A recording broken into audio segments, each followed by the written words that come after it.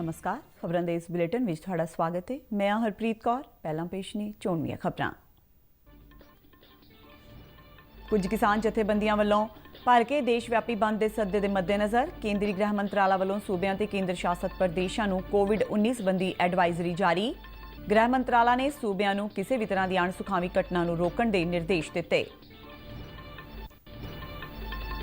केंद्रीय मंत्री रविशंकर प्रसाद ने किसान जथेबंदियों वालों भलके दिते गए बंद के सद्दे का समर्थन करने ते कांग्रेस ते होर विरोधी पार्टियां की आलोचना की।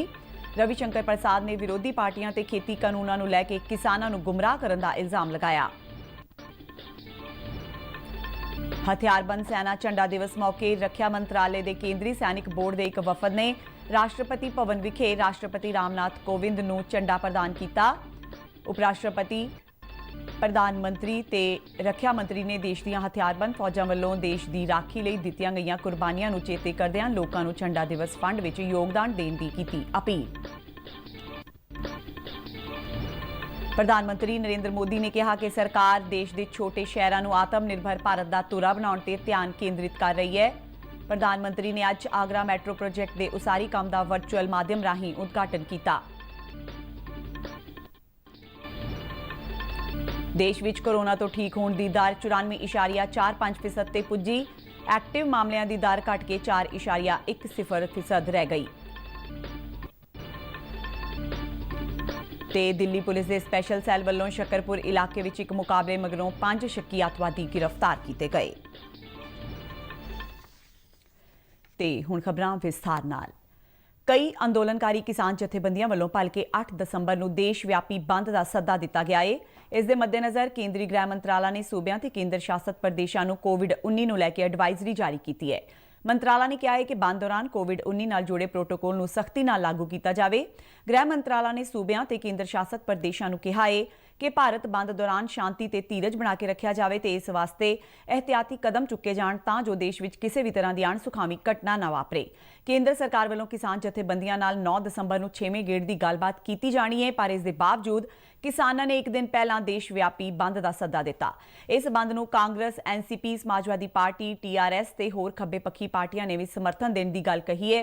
जिथे सरकार वालों किसानों को वार-वार एमएसपी कायम रहने बारे भरोसा दिता जा रहा है तो मंडियां की मजबूती समेत किसानों के होर कई तरह के तौखले हल करने की गल कही जा रही है, पर किसान जथेबंदियां खेती कानूनों को वापस लैण की अपनी मंग ते अड़ियां होईयां ने।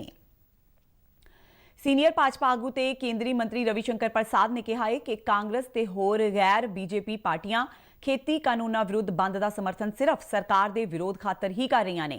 अज नवी दिल्ली में मीडिया नाल गलबात करदे उन्होंने कहा कि विरोधी पार्टियां के रवैये तो पता लगता है कि वह किवें अपनी होंद नूं बचाउण लई जी तोड़ कोशिशां कर रही ने। नवे खेती कानूनों ते कांग्रेस पार्टी के विरोध का जिक्र करदिआं भाजपा आगू ने कहा कि कांग्रेस पार्टी ने खुद 2019 के चोण मैनीफेस्टो विच खेती कानूनों विच सोध का स्पष्ट तौर पर जिक्र किया सी। उन्होंने कहा कि कांग्रेस, एनसीपी, समाजवादी पार्टी ते होर विरोधी पार्टियां वालों सिर्फ सियासी लाभ लैण की खातर विरोध करना उन्हां दे दोगलेपन ते दोहरे मापदंडां नूं दर्शाउंदा है। एनसीपी आगू शरद पवार ते हमला बोलदिआं रविशंकर प्रसाद ने कहा कि 2005 में शरद पवार ने खेती कानूनों में सोध की वकालत की ते हुण सियासी तौर पर फायदा लैण लई खेती कानूनों का विरोध कर रहे हैं। उन्हें इल्जाम लगाया कि किसानों में एक गलत सूचना फैलाई जा रही है कि नरेंद्र मोदी सरकार वड्डे कारपोरेट घराणिਆਂ नाल ठेके करके किसानों को खत्म कर देगी। उन्हें कहा कि यूपीए सरकार ने भी ठेका खेती की सिफारिश की सी। इत्थों तक कि कई सूबा सरकारां ने ठेका खेती को लागू किया है ते अजिहा करने वाले कई सूबਿਆਂ विच कांग्रेस का राज है। उन्हें जोर दे के कहा कि ठेका खेती के प्रबंधों तहत किसानों की जमीन लीज ते नहीं ली जा सकती ते ना ही वेची जां गिरवी रखी जा सकती है। उन्हें अगे कहा कि किसानों नाल ठेका सिर्फ ते सिर्फ जिणस की खरीद लई होवेगा।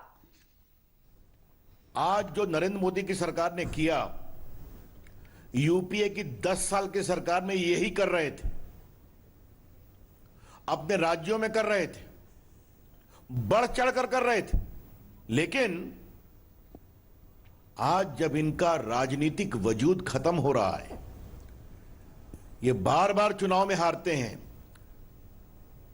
लोकसभा के चुनाव में, विधानसभा के चुनाव में, नगर निगम के चुनाव में, तो अपना वजूद अस्तित्व बचाने के लिए किसी भी विरोधी आंदोलन में शामिल हो जाते हैं। किसान आंदोलन के नेता ने साफ साफ ਅੱਜ ਜਦੋਂ ਕਿਸਾਨ ਘੱਟੋ-ਘੱਟ ਸਮਰਥਨ ਮੁੱਲ ਨੂੰ ਜਾਰੀ ਰੱਖਣ ਦੇ ਮੁੱਦੇ ਤੇ ਆਪਣੇ ਅੰਦੋਲਨ ਨੂੰ ਹੋਰ ਤਿੱਖਾ ਕਰਨ ਦੀ ਧਮਕੀ ਦੇ ਰਹੇ ਨੇ, ਉੱਥੇ ਦੂਜੇ ਪਾਸੇ ਸਰਕਾਰ ਵੱਲੋਂ ਖਰੀਫ ਦੇ ਚਾਲੂ ਮੰਡੀਕਰਨ ਸੀਜ਼ਨ ਦੌਰਾਨ ਆਪਣੀਆਂ ਮੌਜੂਦਾ MSP ਸਕੀਮਾਂ ਅਨੁਸਾਰ ਕਿਸਾਨਾਂ ਤੋਂ ਘੱਟੋ-ਘੱਟ ਸਮਰਥਨ ਮੁੱਲ ਤੇ ਫਸਲਾਂ ਦੀ ਖਰੀਦ ਜਾਰੀ ਹੈ।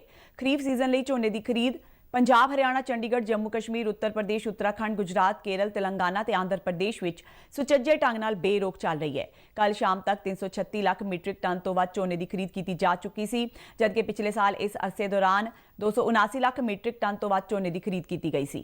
इस साल की खरीद विच पिछले साल के मुकाबले 20.27% का वाधा दर्ज किया गया है।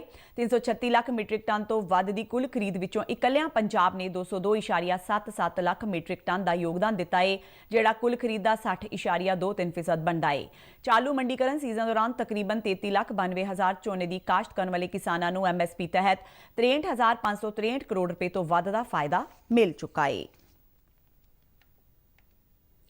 हथियारबंद सेना झंडा दिवस अज देश भर विच मनाया गया।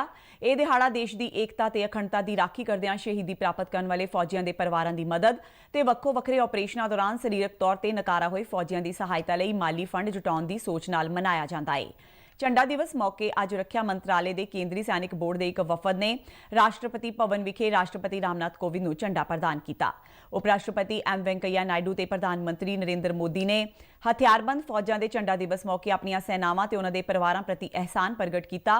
उपराष्ट्रपति ने कहा कि साडे सैनिक राष्ट्र के राखे ने ते अज झंडा दिवस मौके सानू सारिआं नू एकजुट होकर अपने शहीदां अपाहज होए सैनिकां ते उन्हां दे परिवारां दा एहसान प्रगट करना चाहिए है ते स्वै इच्छा नाल फ्लैग डे फंड विच योगदान देना चाहिए है। उन्होंने कहा कि साडे सैनिकां ने नागरिकां दी रक्षा लई बहुत कुर्बानियां दित्तियां।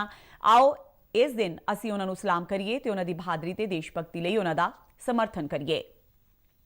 प्रधानमंत्री नरेंद्र मोदी ने झंडा दिवस मौके अपने ट्वीट विच कहा कि हथियारबंद सेनावां दा झंडा दिवस अपनियां हथियारबंद सेनावां ते उन्हां दे परिवारां दा धन्नवाद करन दा दिन है। उन्होंने कहा कि भारत नूं अपने फौजियां दीयां विलक्षण सेवावां ते निरस्वार्थ बलिदान ते माण है। प्रधानमंत्री ने लोगों को कहा कि वह अपनियां हथियारबंद फौजां दी भलाई लई योगदान जरूर देण। इस कदम नाल भारत दे बहादुर सैनिकां ते उन्हां दे परिवारां नूं मदद मिलेगी। हथियारबंद सेना झंडा दिवस मौके अज नवी दिल्ली में एक विशेष समागम करवाया गया, जिस विच रक्षा मंत्री राजनाथ सिंह ने शिरकत की।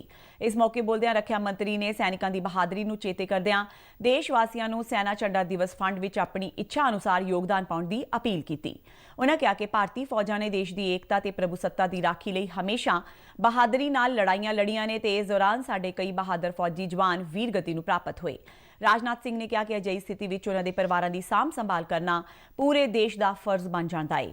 रक्षा मंत्री ने कहा कि साबका फौजियों के मुड़ वसेबे ते भलाई, शहीद फौजियों के परिवारां दी साਂਭ संभाल समेत सरीरक तौर पर अपाहज हुए जवानों की जिम्मेवारी नागरिकों की ही बनती है ते झंडा दिवस हथियारबंद फौजां लई इकट्ठे किए जाने वाले फंड विच योगदान पाउण ते सहायता उपलब्ध कराउण दा दिन है। डिसेबल्ड भी हुए हैं। परिवार के मुखिया की मृत्यु होने पर उनके परिवार पर जो बीतती है उसका अनुमान लगाना भी मुश्किल है। उन शहीदों, वीर नारियों और बच्चों जिन्हें वे पीछे छोड़ गए हैं, या वो सैनिक जो अपनी मातृभूमि की रक्षा करते हुए जख्मी हुए हैं, उनके प्रति हमारा बहुत बड़ा दायित्व बनता है। प्रधानमंत्री नरेंद्र मोदी ने कहा है कि सरकार देश के छोटे शहरों को आत्मनिर्भर भारत का धुरा बनाने पर ध्यान केंद्रित कर रही है ते आगरा का मैट्रो प्रोजेक्ट सरकार के इस इरादे को दर्शाता है। प्रधानमंत्री ने आज आगरा मैट्रो प्रोजेक्ट के उसारी काम का वर्चुअल माध्यम राਹੀਂ उद्घाटन किया। इस मौके करवाए गए समागम में केंद्रीय मकान उसारी ते शहरी मामलों बारे मंत्री हरदीप सिंह पुरी ते उत्तर प्रदेश के मुख्यमंत्री योगी आदित्यनाथ समेत होर कई शख्सियतां भी मौजूद सन। प्रधानमंत्री ने अपने संबोधन में कहा कि इस समय हर कोई कोरोना वैक्सीन की उड़ीक कर रहा है तो इस विच हुण कोई बहुता लंबा समा नहीं लगेगा, पर सानू सारिआं नूं वैक्सीन आउण तक समाजिक दूरी के नियम की सख्ती नाल पालना करनी होगी। लेकिन एक बात मैं जरूर याद कराऊंगा, कोरोना के टीका का इंतजार है और पिछले दिनों में जब वैज्ञानिकों से मिला तो अब कोई ज्यादा देर होगी ऐसा नहीं लगता है। लेकिन संक्रमण के बचाव को लेकर हमारी सावधानी में कोई कमी नहीं आनी चाहिए।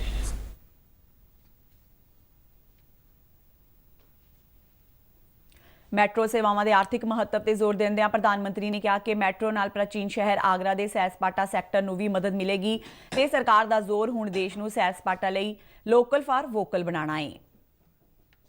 प्रयासों से भारत अब ट्रैवल और टूरिज्म कॉम्पिटिटिवनेस इंडेक्स में 34वें नंबर पर आ गया है, जबकि 2013 में भारत इसी इंडेक्स में 65वें नंबर पर रुका पड़ा था। ਪ੍ਰਧਾਨ ਮੰਤਰੀ ਨੇ ਅੱਗੇ ਕਿਹਾ ਕਿ ਭਾਰਤ ਨੇ ਯਾਤਰਾ ਤੇ ਸੈਰ-ਸਪਾਟਾ ਮੁਕਾਬਲਾ ਇੰਡੈਕਸ ਵਿੱਚ 65ਵੀਂ ਥਾਂ ਤੋਂ 34ਵੀਂ ਥਾਂ ਤੇ ਛਲਾਂਗ ਲਗਾਈ ਹੈ। ਉਹਨਾਂ ਦੱਸਿਆ ਕਿ 2014 ਤੱਕ ਭਾਰਤ ਵਿੱਚ 225 ਕਿਲੋਮੀਟਰ ਲੰਬੀ ਮੈਟਰੋ ਲਾਈਨ ਹੀ ਚੱਲਦੀ ਸੀ ਤੇ ਪਿਛਲੇ 6 ਸਾਲਾਂ ਦੌਰਾਨ ਹੋਏ ਵਿਸਥਾਰ ਤੋਂ ਬਾਅਦ ਹੁਣ ਦੇਸ਼ ਵਿੱਚ 400 ਕਿਲੋਮੀਟਰ ਤੋਂ ਵੱਧ ਮੈਟਰੋ ਲਾਈਨ ਮੌਜੂਦ ਹੈ। ਉਹਨਾਂ ਅੱਗੇ ਦੱਸਿਆ ਕਿ ਸਿਰਫ ਉੱਤਰ ਪ੍ਰਦੇਸ਼ ਵਿੱਚ ਹੀ 7 ਮੈਟਰੋ ਲਾਈਨਾਂ ਤੇ ਕੰਮ ਚੱਲ ਰਿਹਾ ਹੈ। ਆਗਰਾ ਮੈਟਰੋ ਪ੍ਰੋਜੈਕਟ ਤਹਿਤ 29 ਕਿਲੋਮੀਟਰ ਲੰਬਾਈ ਵਾਲੇ 2 ਮੈਟਰੋ ਲਾਂਘਿਆਂ ਦੀ ਉਸਾਰੀ ਕੀਤੀ ਜਾਵੇਗੀ। ਇਸ ਪ੍ਰੋਜੈਕਟ ਦੇ ਪੂਰਾ ਹੋਣ ਨਾਲ ਆਗਰਾ ਸ਼ਹਿਰ ਵਿੱਚ ਆਉਣ ਵਾਲੇ ਦੇਸ਼ ਤੇ ਵਿਦੇਸ਼ਾਂ ਤੋਂ ਸੈਲਾਨੀਆਂ ਲਈ ਖਿੱਚ ਦੇ ਮੁੱਖ ਕੇਂਦਰਾਂ ਤਾਜ ਮਹਿਲ, ਆਗਰਾ ਦੇ ਕਿਲੇ ਤੇ ਸਿਕੰਦਰਾ ਨੂੰ ਰੇਲਵੇ ਸਟੇਸ਼ਨਾਂ ਤੇ ਬੱਸ ਅੱਡਿਆਂ ਨਾਲ ਜੋੜਿਆ ਜਾਵੇਗਾ। ਮੈਟਰੋ ਰੇਲ ਪ੍ਰੋਜੈਕਟ 5 ਸਾਲਾਂ ਵਿੱਚ ਮੁਕੰਮਲ ਹੋਵੇਗਾ ਤੇ ਇਸ ਉੱਤੇ 8,379 ਕਰੋੜ ਰੁਪਏ ਦੀ ਲਾਗਤ ਆਉਣ ਦਾ ਅਨੁਮਾਨ ਹੈ। ਆਗਰਾ ਮੈਟਰੋ ਪ੍ਰੋਜੈਕਟ ਨਾਲ ਸ਼ਹਿਰ ਦੇ 26 ਲੱਖ ਵਸਨੀਕਾਂ ਨੂੰ ਵੀ ਫਾਇਦਾ ਹੋਵੇਗਾ।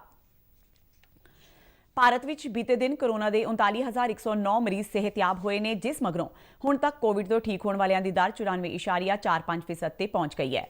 ਕੇਂਦਰੀ ਸਿਹਤ ਮੰਤਰਾਲਾ ਦੇ ਅੰਕੜਿਆਂ ਅਨੁਸਾਰ ਹੁਣ ਤੱਕ ਦੇਸ਼ ਵਿੱਚ 91,39,000 ਤੋਂ ਵੱਧ ਮਰੀਜ਼ ਕੋਰੋਨਾ ਦੇ ਇਲਾਜ ਤੋਂ ਮੁਕਤ ਹੋ ਚੁੱਕੇ ਨੇ।